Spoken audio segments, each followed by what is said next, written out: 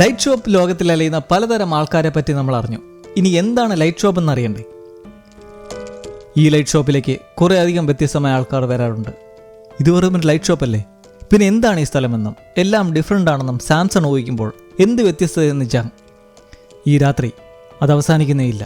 എനിക്കറിയണം, ഞാനാണോ അതോ ഈ സ്ഥലമാണോ വിചിത്രമെന്ന്. ഇത് കേട്ട് ജങ് കണ്ണാടി ഊരുന്നു. പൂച്ചക്കണ്ണുകൾ. താൻ പിടികൂടാനോടിയ സാങ്ങുന്റെ അതേ കണ്ണുകൾ ജങ്ങിൽ കാണുന്ന സാംസന്റെ ആമ്പരപ്പിൽ അയാളുടെ കണ്ണുകൾ പൂർണ്ണമായും വെള്ളയാകുന്നതിനു പുറമെ ജങ് കണ്ണാടി തിരികെ വെച്ച് പറയുകയാണ്, ഞാനും ഈ ചോദ്യം പലതവണ ചോദിച്ചിട്ടുണ്ട്. നേരെ നമ്മൾ ജങ്ങിന്റെ ജീവിതത്തിലുണ്ടായ നഷ്ടങ്ങളിലേക്ക് കടക്കുന്നു. ഭൂമിയുലകത്തിന്റെ അനന്തരഫലത്താൽ കൂറ്റൻ കെട്ടിടമിടിഞ്ഞു വീണ ആ വലിയ അപകടത്തിൽ അവശിഷ്ടങ്ങൾക്കിടയിൽ പെട്ടുകിടക്കുന്ന ജങ്ങും മകളും.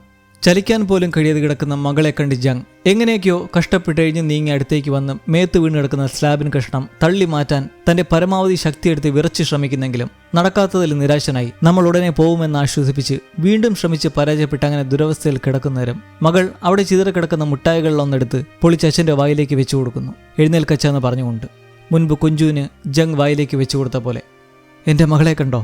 അച്ഛൻ എപ്പോഴും മിഠായി വായി വെച്ച് തരുമെന്ന് ജങ് സന്തോഷഭാവം പ്രകടമാക്കും നേരം ഒരു മിഠായി കഴിച്ച് അച്ഛനെ നോക്കി അനങ്ങാതെ കിടക്കുന്ന മകളെ നോക്കി ജങ് പറയുന്നു, ധൈര്യമായിരു മോളെ, അച്ഛൻ ആ മിഠായി കഴിച്ച് തീരുമ്പോഴേ തിരിച്ചെത്തും. അച്ഛൻ്റെ വാക്കാണ്, ഒട്ടും പേടിക്കരുത്. നീ പേടിക്കില്ലല്ലോ എന്ന് നോക്കി അങ്ങനെ മിണ്ടാതെ കിടക്കുന്ന മകളെ തലോടി അച്ഛൻ ഉടനെ എത്തുമെന്ന് ആവർത്തിച്ചുകൊണ്ട് പതിയെ അവിടുന്ന് എഴിഞ്ഞ് പുറത്തേക്കെത്തി രക്ഷിക്കെന്ന് വിളിച്ചുകൊണ്ട് ഓടുന്നു. അതാ ഇടവഴിയാണ്. വിജനമായ ആ വഴിയിലൂടെ അവശനായി നടന്നൊടുക്കം കാണുന്ന പ്രകാശമായ ലൈറ്റ് ഷോപ്പിലെത്തുന്നു. അവിടെയുള്ളത് കണ്ണാടി ധരിച്ച ഒരു സ്ത്രീ. ജങ്ങിന്റെ പോലെ തന്നെയുള്ള എന്ത് വേണമെന്നുള്ള അവരുടെ ചോദ്യം കേട്ട് തന്റെ മകൾ അവിടെ പെട്ടുകിടക്കുകയാണെന്നും ഇരുട്ടത്ത് അവൾ പേടിച്ച് കരയുമായിരിക്കുമെന്നും രക്ഷിക്കെന്നും പറഞ്ഞ് വിങ്ങിപ്പൊട്ടി യാചിക്കുന്നെങ്കിലും അതിൽ നിങ്ങൾ വ്യാകുലപ്പെടേണ്ടതില്ലെന്ന് ആ സ്ത്രീ വലിയ കാര്യമാക്കാതെ അവിടെയുള്ള ഒരു ബൾബ് മാറ്റി എന്തോ ലിസ്റ്റ് എടുത്ത് നോക്കി നിൽക്കുന്നത് കണ്ട് രക്ഷിക്കുന്ന ദേഷ്യത്തോടെ അലറി എന്ത് ചെയ്യണമെന്നറിയാതെ അയാൾ അവിടെയുള്ള ഒരു ലാമ്പ് എടുത്ത് പൊട്ടിക്കാനൊരുങ്ങുന്ന ആ ക്ഷണത്തിൽ ആ സ്ത്രീ ഗ്ലാസ് ഊരി ആ പൂച്ചക്കണ്ണുകളാൽ നോക്കുന്നതും ആ ഷോപ്പിലെ പ്രകാശമാകെ നിലച്ചിരിക്കുന്നു. ജങ്ങിന്റെ കയ്യിലുള്ള ലാമ്പൊഴികെ മറ്റെല്ലാ പ്രകാശവും അണഞ്ഞ ഒരു നിമിഷം കൊണ്ട് ആ ലൈറ്റ് ഷോപ്പിന്റെ പ്രവർത്തനം നിലയ്ക്കുമ്പോൾ ജങ്ങിന്റെ കണ്ണുകളും മുൻപ് സാംസണിൽ കണ്ട പോലെ വെള്ളയായി അനങ്ങാൻ കഴിയാതെ നിൽക്കുന്ന സമയം ആ സ്ത്രീ എത്തി ലാമ്പ് മേടിച്ച് തിരികെ വെച്ച് ഗ്ലാസ് തിരികെ വെക്കുന്നതും പ്രകാശം വീണ്ടും ജ്വലിക്കുമ്പോൾ തളർന്നടയ്ക്കുന്ന ജങ്ങിനോട്, നിന്റെ മകളുടെ ലൈറ്റും ഇവിടെ ഉണ്ട്. എന്താ? ഒന്നും പിടികെട്ടാതെ ചുറ്റും നോക്കി മനസ്സിലെ അപകടത്തിന്റെ മുഴക്കം കേട്ടുകൊണ്ട് മുകളിലേക്ക് നോക്കുന്ന നേരം അവിടെ പ്രകാശ നിൽപ്പുള്ള ബൾബുകളിൽ നല്ലൊരു ശതമാനവും കിടുന്നത് കണ്ട് ജങ്, അപ്പോൾ നിങ്ങൾ പറയുന്നത് ഈ ലൈറ്റുകൾ അത് ഒന്ന് നിർത്തിയിട്ട് ഇതപ്പോൾ ഞാൻ കരുതുന്ന സ്ഥലം തന്നെ ആണോ എന്ന് ചോദിക്കുമ്പോൾ അതെ, ഇത് വെറും ഒരു ലൈറ്റ് ഷോ മാത്രമാണ് എന്ന സ്ത്രീയും, അല്ല ഇതതിനേക്കാളും വലുതാണ്. ഈ വാക്കുകൾ കേട്ട് അത്ഭുതത്തോടെ നിന്നുകൊണ്ട് നിങ്ങൾക്ക് എങ്ങനെ അറിയാം എന്നവർ ചോദിക്കുമ്പോൾ നമ്മൾ ആ ദുരന്തം നടന്ന സ്ഥലത്തേക്ക് പോവുകയാണ്. പെട്ടുകിടക്കുന്ന കുട്ടി അച്ഛ എഴുന്നേൽക്കുന്ന മിഠായി പൊളിച്ചു കൊടുത്ത ശേഷം അവൾ തന്നെ ഒരു മിഠായി കഴിക്കുന്നത് കണ്ടു. എന്നാൽ അതിനുശേഷം കുട്ടി അച്ഛനെ നോക്കി അനങ്ങാതെ കിടന്നത് മറ്റൊന്നും കൊണ്ടല്ലായിരുന്നു. ജങ് അവിടെ മരണപ്പെട്ട് കിടക്കുകയായിരുന്നു. അയാളായിരുന്നു മരിച്ചത്. തൻ്റെ മകൾ അവിടെ ഒറ്റയ്ക്ക് പേടിച്ച് ഇരുട്ടത്ത് കിടക്കുകയാണ് എൻ്റെ പൊന്ന് യുഹി എന്ന് പറഞ്ഞ അയാൾ ഷോപ്പിലിരുന്ന് അലറിക്കരയുന്നു, നിസ്സഹായനായി. തൻ്റെ മകൾ ഒറ്റയ്ക്കായി എന്ന് സഹിക്കാനാവാത്ത വിഷമത്തിൽ പൊട്ടിക്കരഞ്ഞ അവശതയിൽ താൻ ഇവിടെ എത്തിയത് എന്തിനാണെന്ന് ചോദിക്കുമ്പോൾ, കാരണം നീ എത്തപ്പെട്ടിരിക്കുന്ന ഈ സ്ഥലം അതെന്താണെന്നുള്ളത് നീ വിശ്വസിക്കാൻ തയ്യാറാവുന്നില്ല. നീ ഇപ്പോൾ എവിടെയാണെന്നുള്ള സത്യം അത് മനസ്സിനോട് സമ്മതിച്ചേക്ക്. ഇനി മുമ്പോട്ടേക്ക് കടന്നു പോകാൻ അതാണ് ഒരേക മാർഗം. ശ്വാസമെടുത്ത് കുറച്ചു നേരം ഇത് കേട്ട് മിണ്ടാതിരുന്ന ശേഷം തൻ്റെ മകളുടെ ലൈറ്റ് തരാനുള്ള ആവശ്യം നിഷേധിച്ചുകൊണ്ട് അത് അവളുടെ മനഃശക്തിയാൽ തന്നെ കണ്ടുപിടിക്കണമെന്ന ആ സ്ത്രീയും. ഇനിയും മനസ്സിലായില്ലേ, നമ്മളീ കാണുന്ന ലൈറ്റ് ഷോപ്പ് എന്നത് മറ്റൊന്നുമല്ല, അത് ജീവന് വേണ്ടി പോരാടുന്നവരുടെ ആത്മാവും വിധിയും അടങ്ങിയ ഒരു ലിംബോയാണ്. അതിനുള്ളിലെ പല ബൾബുകളും എന്നുള്ളത് അവിടെ പെട്ടുകിടക്കുന്നവർക്ക് ജീവിതത്തിലേക്ക് തിരികെ എത്താനുള്ള ഒരേ ഒരു വഴിയും. അവൾക്കൊരു തരി അനങ്ങാൻ പോലും പറ്റാതെ കിടക്കുകയാണെന്നും അവളെ രക്ഷിക്കാനായി ഞാൻ എന്തു വേണമെങ്കിലും ചെയ്യും, പറയൂ അവളെ രക്ഷിക്കാൻ ഞാൻ എന്ത് ചെയ്യണമെന്നുള്ള ജങ്ങിൻ്റെ സംസാരം കേട്ടയുടൻ ആ സ്ത്രീ, നീ അവൾക്ക് വേണ്ടി എന്ത് ചെയ്യാനും തയ്യാറാണോ? അതെ. എത്ര കാലത്തേക്ക് വേണേലും അത് ചെയ്യുമോ? അതെ. കുട്ടിയുടെ ലൈറ്റിലേക്കൊന്ന് നോക്കിയിട്ടവർ, പകരത്തിന് പകരമായാലോ? അങ്ങനെയാണപ്പോൾ ജങ് ഇപ്പോഴുള്ള ആ സ്ഥാനത്തേക്ക് എത്തിയതെന്ന് സാംസണോടൊപ്പം നമ്മൾ മനസ്സിലാക്കുകയാണ്. തൻ്റെ മകളുടെ ജീവന് വേണ്ടിയായാൽ അവരുണ്ടായിരുന്ന ആ സ്ഥാനത്തേക്കെത്തി. ഇനി ആ സ്ഥാനം എന്താണ് നോക്കാം. സാംസൺ ഇതെല്ലാം കേട്ട് താനൊരു പ്രേതമായിരിക്കുമെന്നാണ് കരുതിയതെന്നും അതുകൊണ്ടാകും മുൻപ് ആ സ്ത്രീയുടെ പ്രേതത്തെ കണ്ടതും. എന്നാൽ എന്തിനീ സ്ഥലത്ത് എത്തിപ്പെട്ടു എന്ന ചോദ്യത്തിന് ഗ്രഹിക്കാൻ ബുദ്ധിമുട്ടുള്ള കാര്യമെന്നുള്ള ജങ്ങിന്റെ വാക്കുകൾ എന്തെന്നാൽ, ദൗർഭാഗ്യവശാൽ ജീവിതം പെട്ടെന്ന് അവസാനിപ്പിക്കേണ്ടി വന്നവർ ഇവിടെ തുടർന്നുകൊണ്ടേയിരിക്കും. എന്നാൽ പെട്ടെന്നുള്ള മരണം അക്സെപ്റ്റ് ചെയ്യാൻ കഴിയാത്ത പലരുമുണ്ട്. അവരുടെ അലഞ്ഞു നടക്കും. ഇത് കേൾക്കുന്നത് നിർത്ത്, എൻ്റെ തലയാകെ ഭ്രാന്ത് പിടിച്ചിരിക്കുകയാണ്. എന്താണ് ഈ സ്ഥലം? എനിക്ക് നേരെയുള്ള ഒരു ഉത്തരമാണ് വേണ്ടത് എന്ന് സാംസൺ. നിങ്ങൾ വളരെ പരുക്കനാണല്ലോ സുഹൃത്തെ. സോറി, ഞാൻ അങ്ങനെയായി പോയി. ഒന്നും അറിയാതെ ഞാൻ പുറത്തു പോയാൽ വീണ്ടും എന്തിനെന്നില്ലാതെ അലഞ്ഞുകൊണ്ടേയിരിക്കും. പറയൂ, എന്താണ് ഈ സ്ഥലം? നിങ്ങളിപ്പോഴുള്ളത് മരണാനന്തര ജീവിതത്തിലാണ്. After life. അതെ, മരണാനന്തര ജീവിതം ജീവിക്കുന്ന ആ ലിംബോയിലാണ് സകലരും എന്തിനെന്നറിയാതെ ചുറ്റി നടക്കുന്നത്. അതിൽ ബിജുവും. തണുത്ത് വിറച്ച് മുറിക്കകത്തിരിക്കുന്ന ബിജു പട്ടിയുടെ നിർത്താതെയുള്ള കുരകേട്ട് വീണ്ടും പുറത്തേക്ക് നോക്കി നിന്നെ കൺമുമ്പിൽ കണ്ട കൊന്നുകളയുമെന്ന് പ്രാഗി ടോർച്ചുമായി ഓടിത്തിരിഞ്ഞ് ഒടുവിൽ കാണുന്നതിനെ തുടർന്ന് അതിനെ പിടിക്കാൻ പിറകെ ഓടിക്കൊണ്ടിരിക്കുമ്പോൾ ആശുപത്രിയിൽ ഒരു പുതിയ നേഴ്സ് ഒടുവിൽ എത്തിയിരിക്കുകയാണ്. സിസ്റ്റർ പെട്ടിയട്രഷയും സുഷമ സിസ്റ്ററുമൊക്കെ അവരെ കണ്ട് കുറച്ചൊന്ന് ആശ്വസിച്ച് നിൽക്കുമ്പോൾ ഹെഡ് നേഴ്സ് പുതുതായി ചാർജ് എടുത്ത സിസ്റ്റർ പൂജയ്ക്ക് കാര്യങ്ങൾ പറഞ്ഞു കൊടുക്കാൻ സെറ്റാക്കുന്ന യോങ്ജി അവളോട് നിത്യേന ചെയ്യേണ്ട കർത്തവ്യത്തെക്കുറിച്ചും നിലവിലെ സാഹചര്യത്തെക്കുറിച്ചും അടുത്തുണ്ടായ വലിയ അപകടം മൂലം നിലവിലുള്ള ക്രിട്ടിക്കൽ സിറ്റുവേഷൻസിനെ കുറിച്ചും അതേപ്പറ്റി വാർത്ത വഴിയറിഞ്ഞ പൂജയെ പറഞ്ഞ് ക്ലിയറാക്കിയെടുക്കുന്നു. പട്ടിയെ വകവരുത്തിയിട്ടേ ഉള്ളൂ എന്ന് നിർത്താതെ അണച്ചുകൊണ്ടും കുഴഞ്ഞുകൊണ്ടും അതിനെ തെറിവിളിച്ചും പിറകെ ഓടുവാണ് ബിജു. ICUവിൽ കിടക്കുന്ന ബിജുവിൻ്റെ അടുക്കിലേക്ക് പൂജയെ കൊണ്ടുവന്ന് ഇതാണ് ആദ്യമെത്തിയ പേഷ്യൻ്റ് എന്ന് പറയുന്ന യോങ്ജിയോട് അന്ന് ബസ്സിലുണ്ടായിരുന്ന ആളാണെന്ന് തിരക്കുമ്പോൾ അല്ല, ഇത് വാഹനാപകടമായിരുന്നില്ല. മലഞ്ചെരുവിലൂടെ സഞ്ചരിച്ചു വന്ന അയാൾ ആ പേമാരയിൽ തെന്നി വീണ് അവിടെ പെട്ടുപോയി. അയാൾ നേരിടേണ്ടി വന്ന പ്രശ്നം എന്തെന്നാൽ ബോധമറ്റ് കിടന്ന് കടുത്ത മഴയും നനഞ്ഞ് അപകടകരമാം രീതിയിൽ ശരീരമാകെ തണുത്ത് മരവിച്ചു. ഹൈപ്പോതെർമിയ. ഒടുവിൽ രക്ഷിക്കാനെത്തിപ്പെട്ടവർ കണ്ടെത്തിയപ്പോൾ ഒപ്പമുണ്ടായിരുന്ന റെസ്ക്യൂ ഡോഗ് അയാൾക്ക് മുകളിൽ കിടക്കുന്ന അവസ്ഥയിലായിരുന്നു. ശരീരം തണുത്ത് പ്രവർത്തനങ്ങൾ നിലയ്ക്കാതിരിക്കാൻ ആ നായ അയാളെ മഴ നനയുന്നതിൽ നിന്നും അതിനാൽ കഴിയുന്ന രീതിയിൽ മൂടിപ്പിടിച്ചു. അയാൾക്ക് ഭാഗ്യമുണ്ടായിരുന്നു എന്ന് പറയുന്ന പൂജയോട് യോങ്ജി തുടരുന്നു. സാധാരണ റെസ്ക്യൂ നായ്ക്കൾക്ക് സഹായത്തിനായി കിടക്കുന്നവരെ കണ്ടാൽ ഉച്ചത്തിൽ കുരയ്ക്കാനുള്ള ട്രെയിനിങ് ആണ് നൽകാറ്. അതുമൂലം തിരയുന്നവർക്ക് വളരെ പെട്ടെന്ന് കണ്ടെത്താം. എന്നാൽ ഈ നായ ആ മഴയത്ത് അയാളോട് ചേർന്ന് കിടന്നു. ബിജു ആ ഇടവേളയുടെ പിടിക്കാൻ ഓടുന്നത് മറ്റൊന്നിനെയുമല്ല, ആ നായയാണ്. ഷോ. ഓടിയൊടുവിൽ നിന്ന് നോക്കുന്ന നായയെ ബിജു അടുത്ത് കാണുകയാണ്. ആ നായയുടെ ശരീരത്തിലൂടെ ഒരു കമ്പ് തറച്ചു കയറിയിരിക്കുന്നു. അയാൾക്ക് ഓർമ്മ വരികയാണ് എന്താണ് സംഭവിച്ചിരിക്കുന്നതെന്ന്. രക്ഷാപ്രവർത്തകർ എത്തും വരെ ശരീരത്തിലെ ശേഷിക്കുന്ന ചൂടിനെ പിടിച്ചു നിർത്താൻ സ്വന്തം ജീവൻ കൂട്ടാക്കാതെ കൂടെ പറ്റിച്ചേർന്ന ആ നായയെ. ഇത് മനസ്സിലാക്കി വിലപിക്കുന്ന ബിജുവിനോടുള്ള ആ നായയുടെ സ്നേഹം. ആശുപത്രിയിൽ എത്തുന്ന സമയത്തെ അയാൾക്ക് ബോധമില്ലായിരുന്നു. ഉടൻ ഞാൻ ചോദിക്കാൻ മുട്ടി നിന്ന ആ കാര്യം പൂജ ചോദിക്കുന്നു. ആ പട്ടിയുടെ കാര്യം പിന്നെന്തായി? ദൗർഭാഗ്യവശാൽ അതിനെ രക്ഷ പ്രാപിക്കാനായില്ല. അതാ പേഷ്യൻ്റിനറിയോ എന്നുള്ള പൂജയുടെ ചോദ്യത്തിന് യോങ്ജി തനിക്കറിയാവുന്ന കാര്യം എന്തെന്നാൽ രക്ഷപ്പെടുത്തിയെന്ന് ഉറപ്പുവരുന്നിടം വരെ രക്ഷാപ്രവർത്തനങ്ങൾ തന്നെ പിടിച്ചു നൽകാൻ പരിശീലിപ്പിച്ചിട്ടുള്ള മൃഗങ്ങളാണ് റെസ്ക്യൂ ഡോഗ്സ് എന്ന് പറയുമ്പോൾ ദൈവമേ, ആ നായയാണ് ഇപ്പോൾ അയാൾ ശപിച്ചുകൊണ്ട് പിടിക്കാൻ ഓടുന്നത്. അകത്ത് ചടഞ്ഞു മൂടിയിരിക്കുന്ന ബിജുവിനെ അതിനനുവദിക്കാതെ നിരന്തരം കുരിച്ചുകൊണ്ട് പുറത്തേക്കെത്തിച്ച് ഒടുവിൽ കാര്യങ്ങൾ മനസ്സിലായി തളർന്നിരുന്ന് കരയുന്ന ബിജുവിനെ അതിനനുവദിക്കാതെ വീണ്ടും കുരിച്ച് വിളിക്കുകയാണ്. ഓട്ടം തുടരുന്ന നായയുടെ പിറകെ ബിജു വീണ്ടും ഓടുമ്പോൾ ആശുപത്രിയിൽ അമ്മയുടെ സംസ്കാര ഒരുക്കങ്ങൾക്കടുത്തിരുന്ന് ഖേദിക്കുന്ന അച്ഛൻ ICUവിലേക്ക് വിളിച്ച് കുഞ്ചുവിൻ്റെ സ്ഥിതിയെക്കുറിച്ച് തിരക്കുകയാണ്. ക്ഷമിക്കണം, ഒന്നും പറയാറായിട്ടില്ല. അവൾ ഭേദമായെന്നുള്ള വാർത്ത നിങ്ങളെ വിളിച്ചറിയിക്കാനാണ് ഞാനും കാക്കുന്നത് എന്ന് ഹെഡ് നേഴ്സിൻ്റെ വാക്കുകൾ. അതിൽ കൂടുതലൊരാശ്വാസപ്പെടുത്തൽ ഈ അവസ്ഥയിൽ വേറെയില്ല. കുഞ്ചുവിൻ്റെ ബെഡിനടുക്കലേക്ക് എത്തിയിട്ടുള്ള പൂജയ്ക്കെന്നാൽ പുറമേ ഒരു പരിക്കുകളുമില്ലാതെ തീവ്രപരിചരണത്തിന് കിടത്തിയിട്ടുള്ളതിൻ്റെ സംശയം. സബ്ഡ്യൂറൽ ഹിമറേജ്, ബ്രെയിൻ ബ്ലീഡിംഗ്, തലച്ചോറിനുള്ളിലെ ഞരമ്പ് പൊട്ടിയത് മൂലമുണ്ടാകുന്ന രക്തസ്രാവം. അതായിരുന്നു അന്ന് കുഞ്ചുവിൻ്റെ മൂക്കിൽ നിന്നും നിർത്താതെ ചോരയൊലിച്ചതായി നമ്മൾ കണ്ടത്.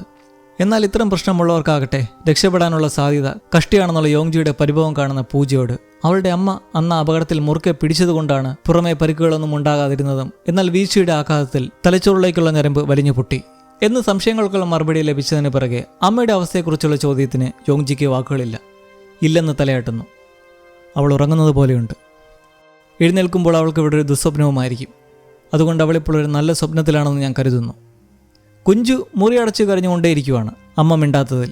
പുറത്തിരുന്ന അമ്മയും വിഷമത്തിൽ അവൾ തട്ടിത്തെറിപ്പിച്ച ബൾബുകൾ നോക്കി പതിയെ എണീച്ച് കഥകൾ മുട്ടുന്നെങ്കിലും അനക്കമില്ല. ഇതേസമയം ജങ് യുക്കിന് ഒരു ദിവസം കൂടിയേ കുഞ്ചുമുത്ത് ശേഷിക്കുന്നുള്ളൂ എന്ന് നമ്മൾ മോർട്ടീഷ്യൻ സുഖു വഴി അറിയുമ്പോൾ അവരാകട്ടെ കഥക് തുറക്കാത്തതിനെ തുടർന്ന് താഴെ കിടക്കുന്ന കുഞ്ചുവിന് നെക്ലസും എടുത്ത് പുറത്തേക്ക് ഇറങ്ങി പോകുന്നു. ഈ നേരം അത്രയും അവർ കുഞ്ചുവിനോട് ലൈറ്റ് മേടിച്ചു കൊണ്ടുവരാൻ പറഞ്ഞത് മറ്റൊന്നും കൊണ്ടായിരുന്നില്ല. അവിടെയുള്ള അവളുടെ പ്രകാശത്തെ, അവളുടെ ആത്മാവിനെ കണ്ട് സ്വയം മനസ്സിലാക്കി എടുപ്പിക്കാനായിരുന്നു. എന്നാൽ താൻ എവിടെയെന്നറിയാതെയുള്ള കുഞ്ചുവിനെ അതേപ്പറ്റി പറഞ്ഞു കൊടുക്കാൻ പാവം അമ്മയ്ക്ക് കഴിയുന്നുമില്ല. എന്ത് കഷ്ടം! പക്ഷേ ആ പ്രകാശമാണ് ആത്മാവെന്ന് അവർക്കെങ്ങനെ പിടികിട്ടി? കൈകൾ മുറുക്കെ പിടിച്ചൊന്നായെത്തിയ സുമയെ സർജറിക്ക് വിധേയാക്കി സംരക്ഷിക്കാൻ ശ്രമിക്കുന്നെങ്കിലും ഹേമ മോർച്ചറിക്കുള്ളിൽ കിടക്കുന്ന നോവിൽ ഒരു ചെറിയ റിലീഫ് എന്നുള്ളത് അവരുടെ ശരീരം ഏറ്റുവാങ്ങാൻ ബന്ധുക്കൾ വിദേശത്തു നിന്നും ഉടനെ എത്തും എന്നതാണ്. സത്യാവസ്ഥ മനസ്സിലാക്കി കരഞ്ഞു തളർന്നു കിടക്കുന്ന സുമയുടെ അടുക്കിലേക്ക് ഹേമ വന്നു കിടന്നുകൊണ്ട് ഒന്ന് എഴുന്നേൽക്കാൻ നിർബന്ധിക്കുകയാണ്. സുമേ, ഈ വീട് മൊത്തം ഇരുട്ടാണ്. ഈ ഇടവഴിയുടെ അറ്റത്തെ ഒരു ലൈറ്റ് കടയുണ്ടെന്നും അവിടെ പോയി ഒരു ലൈറ്റ് മേടിച്ചിട്ട് വരാനും പറയുമ്പോൾ എനിക്ക് പുറത്തേക്ക് ഇറങ്ങാനാകില്ല. പാസ്കോഡ് അടിച്ചിട്ടും കതക് തുറക്കാനാകുന്നില്ല എന്നതിന് മറുപടിയായി ഹേമ പറയുന്നു. അങ്ങനെ വരില്ല. പാസ്കോഡ് കതകിന് വെളിയിൽ നിന്നടിക്കുന്നതാണ്. ആ കതക് നിനക്കായി തന്നെ തുറന്നു കിടക്കുകയാണ്. പോയിട്ട് വരാൻ പറയുന്നു. അന്ന് കതക് തുറക്കാൻ സുമയ്ക്ക് കഴിയാതിരുന്നതിൻ്റെ കാരണം ഹേമയായിരുന്നു. സുമയെ അവളുടെ അവസ്ഥ തിരിച്ചറിയിപ്പിക്കാൻ വേണ്ടി അങ്ങനെ ചെയ്തപ്പോൾ ഇപ്പോൾ വീണ്ടും അവളെ ഷോപ്പിലേക്ക് അയക്കാൻ മുതിരുകയാണ്, അവളുടെ പ്രകാശത്തിനടുക്കിലേക്ക്. എന്നാൽ ഷോപ്പിലാണ് അവളുടെ ജീവനെന്ന് ഹേമയ്ക്ക് ഇങ്ങനെ മനസ്സിലായി. കടക്കാരൻ്റെ ആത്മാവ് മോർച്ചറിലേക്ക് നടക്കുമ്പോൾ അയാളുടെ ബെഡിൽ ഇരുവരും ചേർന്ന് തുണി മാറ്റും വഴിയിൽ പാട്ട് കേൾക്കാൻ വെച്ചിട്ടുള്ള ഹെഡ്സെറ്റ് ഇളകുന്നതിനെ തുടർന്ന് അത് വീണ്ടും ഘടിപ്പിക്കുന്നത് കണ്ട് അയാൾ പാട്ട് കേൾക്കുന്നുണ്ടായിരിക്കുമോ എന്ന് പൂജയുടെ സംശയം. മോർച്ചറിയിൽ നിന്ന് പുറത്തേക്കുള്ള വഴി കാണുന്ന കടക്കാരനും ഇടവഴിയിൽ തളർന്നിരിപ്പുള്ള ജീവനുമെല്ലാം ആ പാട്ട് കേട്ടുകൊണ്ട് തന്നെ ഇരിക്കുകയാണ്. മോർച്ചറിക്ക് മുന്നിൽ നിന്ന് തിരിഞ്ഞു നോക്കുമ്പോൾ കാണുന്ന ലൈറ്റ് അതയാളുടെ പ്രകാശമാണ്. ജീവന്റെ അടുക്കൽ പന്തെത്തിയിരിക്കുന്നു.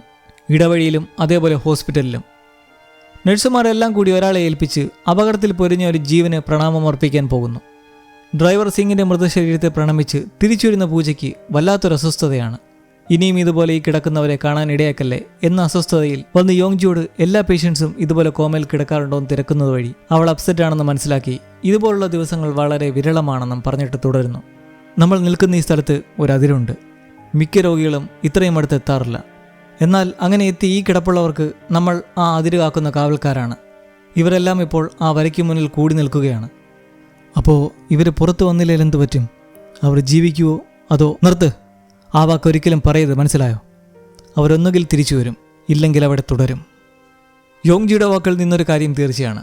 ഇപ്പോൾ എല്ലാവരും അലയുന്ന ആ ലോകത്തിൽ എത്തിപ്പെട്ട് അതെന്താണെന്ന് മനസ്സിലാക്കിയ ഒരു അതിജീവിതയാണ് അവൾ. സിംഗിന്റെ ശരീരം ഫ്രീസറിൽ കയറ്റാനൊരുങ്ങുമ്പോൾ ഇയാളായിരുന്നില്ല അപകടത്തിന്റെ കാരണക്കാരനെന്ന് പറയാൻ തുടങ്ങുന്ന അസിസ്റ്റന്റിനെ ഉടൻ നിർത്തിച്ച് ബസ്സിന് റിപ്പയർ വേണ്ടിയിരുന്നെങ്കിലും റോഡിന്റെ ആ കണ്ടീഷനും അപകടമുണ്ടായതിന് കാരണമാണെന്ന് പറയുമ്പോൾ ഇടവഴിയിലൂടെ കുറ്റബോധവും പേറി സിംഗ് ഓടുകയാണ്. ശേഷിക്കുന്ന 3 ദിവസത്തിനിടയിൽ പ്രിയപ്പെട്ടവരെ കാണുന്നതിന് പകരം അയാൾ കാണുന്നത് ആ ബോളാണ്. ഉരുണ്ടു പോകുന്ന ബോളിന് പിറകെ അയാൾ ഓടിയെത്തി നിൽക്കുന്നത് അവശനായിരിക്കുന്ന ജീവന് മുൻപിൽ.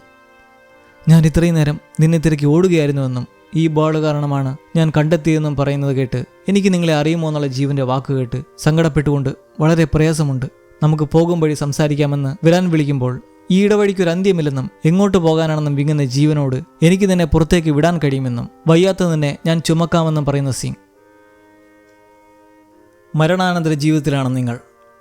ഇത് കേട്ട് സ്തബ്ധനായ സാംസൺ തലതൊട്ട് നോക്കുമ്പോൾ കയ്യിലെ ചോര കണ്ട് അകാലത്തിൽ മരണമടഞ്ഞവർ എത്തിപ്പെട്ട് തുടരുന്ന സ്ഥലമാണിതെന്നാണ് നിങ്ങൾ പറയുന്നത്. എന്നാൽ മരണത്തിന് മുന്നിൽ ഇനിയും കീഴടങ്ങാത്തത് മൂലം ഞാൻ ഇവിടെ ഇങ്ങനെ വ്യത്യസ്തനായിരിക്കുന്നു എന്നത് വിശ്വസിക്കാൻ ബുദ്ധിമുട്ടുള്ള കാര്യമെന്നുള്ള ഡിറ്റക്റ്റീവ് വർത്തമാനം കേട്ട് ഇത് വിശ്വാസത്തിൻ്റെ പ്രശ്നമല്ല, പക്ഷേ നിങ്ങൾക്കൊരു കാരണമില്ലാത്തതിൻ്റെ ആണെന്നും പറഞ്ഞ് ജങ് നിങ്ങൾക്കുണ്ടായിരുന്നെന്ന് പറഞ്ഞ കുട്ടിയുടെ പേര് ചോദിക്കുമ്പോൾ ഗർഭം അലസിപ്പോയതായി പറഞ്ഞതല്ലേ എന്ന് സാംസൺ. എന്നാൽ തൊട്ടടുത്ത നിമിഷം ജങ് അന്ന് ഭാര്യയെ കുട്ടിക്കിടാനായി എഴുതിയ പേരുകൾ പറയുന്നത് കേട്ട് ആ ക്ലാസ് റൂമിൽ കണ്ട കാഴ്ചയോർത്ത് സാംസൺ പൊട്ടിക്കരയുന്നു. ഇവിടുള്ള കുട്ടികൾക്കും ഇതേ പേരാണുള്ളതെന്നും വിശ്വസിക്കുകയോ വിശ്വസിക്കാതിരിക്കുകയോ, പക്ഷേ ഈ ലോകത്തും ആൾക്കാർ ജീവിക്കുന്നുണ്ട് എന്നുള്ള ജങ്ങിൻ്റെ വാക്കുകൾ കേട്ട് ഇടറിയ ശബ്ദത്തോടെ എനിക്ക് വിശ്വാസം വരണമെന്ന് വീണ്ടും സാംസൺ. കാരണം അയാൾക്ക് മനസ്സിലായെങ്കിൽ പോലും ഇനിയും ഈ അവസ്ഥ ഉൾക്കൊള്ളാൻ തയ്യാറായിട്ടില്ല. ചുമലിലേറ്റി നടക്കുന്ന ജീവന്റെ താൻ എത്ര നടന്നിട്ടും ഒരന്ത്യവുമില്ലാത്ത പോലെ വീണ്ടും ഒരിടത്തേക്ക് തന്നെ എത്തിപ്പെട്ടുകൊണ്ടേയിരിക്കുകയായിരുന്നു എന്നുള്ള വാക്കുകൾ കേട്ട് സിംഗ് ആ ഇരുട്ടത്ത് ഒറ്റയ്ക്ക് എന്തോരം നീ പേടിച്ചിട്ടുണ്ടെന്ന് പറയുമ്പോൾ അവിടെ മറ്റൊരു സ്ത്രീയും വീട്ടിനുള്ളിലായി ഉണ്ടായിരുന്നുവെന്ന് സുമയെ പറ്റി പറയുന്നത് കേട്ട് സിംഗ് പെട്ടെന്നൊന്ന് നിന്ന് തിരികെ നോക്കിയിട്ട് വീണ്ടും നടക്കുമ്പോൾ സാംസൺ പതിയെ കാര്യങ്ങൾ ഉൾക്കൊണ്ട് തന്നോട് എന്തുകൊണ്ട് ഇതാദ്യം വന്നപ്പോഴേ പറഞ്ഞില്ല എന്ന് ചോദിക്കുമ്പോൾ കാരണം നിങ്ങൾക്ക് തിരിച്ചു പോകാനുള്ള സാധ്യത ഇനിയുമുണ്ട്. ഈ ഇടത്തിൻ്റെ സത്യം മനസ്സിലായതുകൊണ്ട് തന്നെ നിങ്ങളത് ഓർത്തിരിക്കും. പുറത്തേക്ക് പോകേണ്ടവർ ഇവിടെയുള്ള ഓർമ്മകളൊന്നും തന്നെ ശേഷിക്കാതെ വേണം പോകാൻ. ഇല്ലെങ്കിൽ തിരികെ ശേഷിച്ചിരുന്ന സ്ഥലത്തെത്തുമ്പോൾ ഇരു ലോകങ്ങളും തമ്മിൽ കുഴഞ്ഞു പോകും, സമയവും സ്ഥലവും തിരിച്ചറിയാനാകാതെ. ഇത് കേട്ട് സാംസൺ ഒറ്റ വാക്കിൽ ഡിലേറിയം എന്ന് പറയുമ്പോൾ ആ ഒരവസ്ഥയാണ് നമ്മൾ യോങ്ജിയിൽ ഇപ്പോൾ കണ്ടുകൊണ്ടിരിക്കുന്നത്. മരിച്ചവരെയും മരണത്തിനായി പോരാടുന്നവരെയും ജീവിക്കുന്നവരോടൊപ്പം കാണുന്ന അവസ്ഥ. യോങ്ജി ഇപ്പോൾ സാംസണിലുള്ള അതേ സ്ഥലത്ത് അതേ സിറ്റുവേഷനിൽ ഇരുന്നിട്ടുള്ളവളാണ്.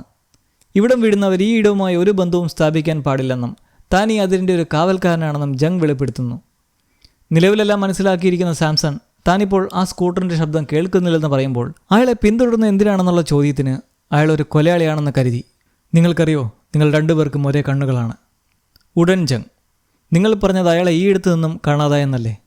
അതെ, ഓരോ പ്രാവശ്യവും ഓടിക്കൊഴിഞ്ഞ് മതിയാക്കാൻ ഒരുങ്ങുമ്പോൾ ആ വണ്ടിയുടെ ശബ്ദമാണ് വീണ്ടും വീണ്ടും എന്നെ പിന്തുടർന്നൊടുവിൽ ഈ ലൈറ്റ് ഷോപ്പിൽ വരെ എത്തിച്ചതെന്ന് പറയുന്ന സാംസണോട് കാവൽക്കാരൻ പറയുകയാണ്, അയാളാണ് നിങ്ങളെ ഇവിടെ എത്തിച്ചതെന്ന് ഞാൻ കരുതുന്നു. ആ ഒരു റിയലൈസേഷൻ വരികയാണ് സാംസണിലും നമ്മളിലും. നിങ്ങളവനെ വീണ്ടും പിന്തുടരാൻ പോവുകയാണോ? മുഖം നോക്കി ചിലത് ചോദിക്കണം. എന്നാൽ നിങ്ങൾ അങ്ങനെ ചെയ്യുക. എവിടെ? എങ്ങനെ എവിടെ എത്തും? നിങ്ങളൊരു കസ്റ്റമർ അല്ലേ? ഒരു പ്രകാശം നിങ്ങൾ കണ്ടില്ലേ? ഇത് കേട്ട് സാംസൺ ആ ലൈറ്റർ എടുത്ത് കത്തിക്കുന്നു. എൻ്റെ മോനെ, ആ ലൈറ്ററായിരുന്നു അയാളുടെ ലൈറ്റ്, അയാളുടെ ജീവൻ. നിങ്ങളവനെ തീർച്ചയായും വീണ്ടും കാണുമെന്ന് ജങ് പറയുമ്പോൾ ആശുപത്രിയിൽ എമർജൻസി അലേർട്ട് കണ്ട് യോങ്ജിയോടി സാംസൺ അടുക്കലേക്ക് എത്തുന്നു. കണ്ണ് തുറപ്പിച്ച് ചെക്ക് ചെയ്ത് ഡോക്ടറെ വിളിക്കാൻ പറഞ്ഞ അയാളെ ഇട്ട് തട്ടുമ്പോൾ ആ കണ്ണുകൾ തുറക്കുന്നു. ദൈവമേ, കണ്ണീരൊഴുകുന്ന കണ്ണുകൾ. സാംസന്റെ ജീവൻ എന്നുള്ളത് അയാളുടെ ഭാര്യ നൽകിയ ആ ലൈറ്ററിൽ ആ നേരം അത്രയും അയാളോടൊപ്പമായിരുന്നു. എവിടെയെന്നറിയാതെ അലഞ്ഞപ്പോൾ ആ സ്കൂളിൽ കയറി താൻ പ്രതീക്ഷ കുട്ടിക്ക് വേണ്ടി കണ്ട പേരുകൾ എഴുതിയ ഡ്രോവർ കണ്ടപ്പോൾ അയാളിൽ തിരിച്ചറിവുണർന്നു. കത്തിയ ലൈറ്ററിലെ പ്രകാശം മൂലം വീണ്ടും ഷോപ്പിലെത്തി. അതാണ് തൻ്റെ ആത്മാവെന്ന് മനസ്സിലാക്കി കത്തിച്ചപ്പോൾ അവിടേക്ക് നയിച്ചത് മറ്റാരുമായിരുന്നില്ല, കൊലാളി എന്ന് പറഞ്ഞ് പിടിക്കാൻ നടന്ന ആ പൂച്ചക്കണ്ണൻ സാങ്കുൻ തന്നെയായിരുന്നു. ഈ ലോകത്തിൽ ഇനി ആരും തന്നെ ശേഷിക്കുന്നില്ലെന്ന് പറഞ്ഞ് സാങ്കുനെ തെരഞ്ഞു നടന്നപ്പോൾ അയാൾ തന്നെയായിരുന്നു സാംസന്റെ ജീവിതത്തിലെ രക്ഷകൻ. രോമാഞ്ചമെന്നല്ലാതെ എന്തു പറയാൻ. സാംസൺ പിടികൂടാൻ പിന്തുടർന്ന സാങ്കുനെ പോലെ ആ നായ, റെസ്ക്യൂ ഡോഗും ആ ലൈറ്റ് ഷോപ്പിൽ എത്തിയിരിക്കുന്നു. പിറകെയോടി ബിജുവും അവിടെ എത്തി നിൽക്കുന്നു. എൻ്റെ കർത്താവേ, ആ നായയും ഇത്രയും നേരം കുറിച്ചുകൊണ്ടിരുന്ന ഇതിനു വേണ്ടിയായിരുന്നു. സ്വന്തം ജീവൻ നൽകി രക്ഷിക്കാൻ ശ്രമിച്ച ബിജുവിനെ വീണ്ടും തിരികെ എത്തിക്കാൻ. ഈശ്വര, കണ്ണ് നിറയുന്നു. ബിജു കഥക തുറന്ന പാടെ അയാളുടെ ലൈറ്റിനടുക്കിലേക്ക് ഓടിയെത്തി ആ നായ ഇരിക്കുമ്പോൾ അണച്ചുവരുന്ന ബിജുവിനെ കണ്ട് ജങ്, എന്താ നിങ്ങൾക്ക് നിങ്ങളുടെ ആ പാവം നായ ജങ്ങിനെ ഒന്നും പറയാൻ അനുവദിക്കാതെ ബിജുവിൻ്റെ ലൈറ്റ് നോക്കി കുറിച്ചുകൊണ്ട് അയാളെ അത് കാണിച്ചു കൊടുക്കുകയാണ്. അയാളെ ലൈറ്റിലേക്ക് പിടിക്കുന്നു, തിരികെ ജീവിതത്തിലേക്കുള്ള ആ പ്രകാശത്തിലേക്ക്. Multiple goosebumps. പള്ളയ്ക്കൂടെ കമ്പ് തുറച്ചു കയറി സ്വന്തം പ്രാണൻ വകവയ്ക്കാതെ ബിജുവിൻ്റെ ജീവൻ പിടിച്ചു നിർത്തി ഒടുവിൽ മരണപ്പെട്ടെത്തിയപ്പോൾ അവിടെ മല്ലിടുന്ന അതേ ജീവനെ കണ്ട് തിരികെ എത്തിക്കാനായിരുന്നു ആ നായ ശ്രമിച്ചുകൊണ്ടിരുന്നത്, മനുഷ്യനെ കരയിക്കാനായിട്ട്. ജീവനെയും ചുമന്ന് സിംഗ് തളർന്ന അവശനായി ലൈറ്റ് ഷോപ്പിനടുത്തെത്തി ഇറക്കി വിട്ടിട്ട് അവിടേക്ക് ചെന്ന് നിന്റെ ലൈറ്റ് കണ്ടുപിടിക്കാൻ പറയുന്നു. എന്ത് ലൈറ്റ് എന്ന് മനസ്സിലാകാതെ ചോദിച്ചുകൊണ്ട് എനിക്കതിനുള്ളിലേക്ക് ഇതുവരെ കടക്കാൻ തോന്നിയിട്ടില്ലെന്ന് പറയുമ്പോൾ, അല്ല, നീ കയറിയേ തീരുവെന്നും ഇവിടുന്ന് രക്ഷപ്പെടാനുള്ള ഏക വഴി അതാണെന്നും പറഞ്ഞ് തള്ളിവിട്ടിട്ട് പതിയെ വലഞ്ഞു നടക്കുന്ന ജീവനെ ഒന്ന് വിളിക്കുകയാണ് സിംഗ് പതിഞ്ഞ സ്വരത്തിൽ. അവൻ തിരിഞ്ഞു നോക്കുമ്പോൾ ഒന്ന് നിന്നിട്ട് അദ്ദേഹം, മാപ്പ്, എന്നോട് ക്ഷമിക്കടാ മോനെ, എനിക്കിതേ നിന്നോട് പറയാനുള്ളൂ, എല്ലാറ്റിനും മാപ്പ്. ഇത് കേട്ട് നടക്കുന്ന ജീവനെ പൊട്ടിക്കരഞ്ഞുകൊണ്ട് അദ്ദേഹം നോക്കി നിൽക്കുന്നു, ലൈറ്റ് ഷോപ്പിലേക്ക് കയറുന്നത് വരെയും. താൻ മൂലം സംഭവിച്ച അപകടത്തിൽ വലയുന്നവരെ കണ്ടുള്ള അയാളുടെ കുറ്റബോധം ആ വേട്ടയാടുന്ന പാതകമായി ഏങ്ങിക്കരഞ്ഞുകൊണ്ട് വീണ്ടും തിരികെ നടക്കുവാണ് അവിടെ പെട്ടുകിടക്കുന്നെന്ന് ജീവൻ പറഞ്ഞ സുമയ്ക്കടുക്കലേക്ക്. ജീവൻ അകത്തേക്ക് കയറി വരുന്നത് കണ്ട് ജങ് വീണ്ടും നമസ്കാരമെന്ന് പറയുകയാണ്. കാരണം പലതവണ ഉള്ളിലേക്ക് കയറാതെ പുറത്തുനിന്ന് നോക്കി പോകുന്നത് കണ്ടിട്ടുണ്ട്. ഇവിടെന്താ കാര്യമെന്ന് ചോദിക്കുമ്പോൾ ജീവൻ വിങ്ങിക്കൊണ്ട് ചുറ്റുമൊന്ന് നോക്കിയ ശേഷം, എൻ്റെ വിളക്ക്. ജങ് പതിയെ ജീവനെ നോക്കി തല ചരിച്ചു കാണിക്കുന്നു. ഹോ, ജങ്ങിൻ്റെ ആ മനസ്സ്. ലൈറ്റ് സ്വയം കണ്ടുപിടിക്കണമെന്ന് പറയുമ്പോഴും അതിന് തന്നാൽ കഴിയുന്ന രീതിയിൽ സഹായിക്കുന്ന ആ മനസ്സ്. ജീവൻ പതിയെ ലൈറ്റിനടുക്കലേക്ക് എത്തി ജങ്ങിനെ ഒന്ന് നോക്കിയിട്ട് ആ വിളക്കിലേക്ക് പിടിക്കുന്നു. അത് പ്രകാശിച്ചവൻ ജീവിതത്തിലേക്ക് പോകാൻ നേരം ജങ്, ഞാൻ ആഗ്രഹിക്കുന്നു നമ്മളിനി ഒരിക്കലും കാണരുതെന്ന്. എന്നിട്ട് നിസ്സഹായതയുടെ ഒരു പുച്ഛഭാവവും. ആ ഭാവത്തിൽ നമുക്ക് ജങ്ങിൽ കാണാവുന്നത് അദ്ദേഹത്തിൻ്റെ നിരാശ തന്നെയാണ്.